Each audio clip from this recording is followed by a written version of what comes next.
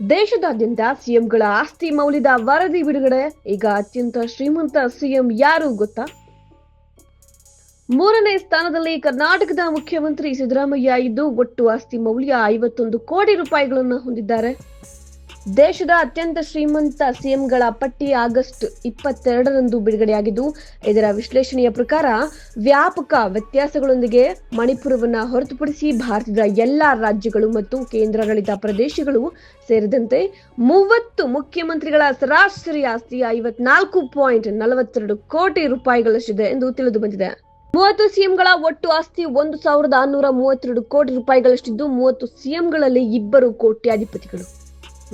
ಆಂಧ್ರ ಪ್ರದೇಶದ ನಾರಾ ಚಂದ್ರಬಾಬು ನಾಯ್ಡು ಒಟ್ಟು ಆಸ್ತಿ 931 ಕೋಟಿ ರೂಪಾಯಿ ಮೌಲ್ಯದ ಆಸ್ತಿಗಳನ್ನು ಹೊಂದಿದ್ರೆ, ಅರುಣಾಚಲ ಪ್ರದೇಶದ ಫೆಮಾ ಖಂಡು ಅವರು 332 ಕೋಟಿ ರೂಪಾಯಿಗಳಿಗೂ ಹೆಚ್ಚು ಆಸ್ತಿಯನ್ನು ಹೊಂದಿದ್ದಾರೆ.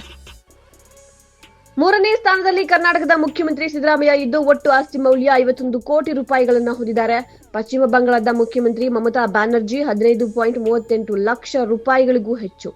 ಜಮ್ಮು ಮತ್ತು ಕಾಶ್ಮೀರದ ಕೇಂದ್ರಾಡಳಿತ ಪ್ರದೇಶದ ಮುಖ್ಯಮಂತ್ರಿ ಒಮರ್ ಅಬ್ದುಲ್ಲಾ 55.24 ಲಕ್ಷಕ್ಕೂ ಹೆಚ್ಚು ಮತ್ತು ಕೇರಳ ಮುಖ್ಯಮಂತ್ರಿ ಪಿಣರಾಯಿ ವಿಜಯನ್ 1.18 ಕೋಟಿ ರೂಪಾಯಿಗಳನ್ನು ಹೊಂದಿದ್ದು ಅತಿ ಕಡಿಮೆ ಆಸ್ತಿ ಹೊಂದಿರುವ ಮುಖ್ಯಮಂತ್ರಿಗಳಾಗಿದ್ದಾರೆ.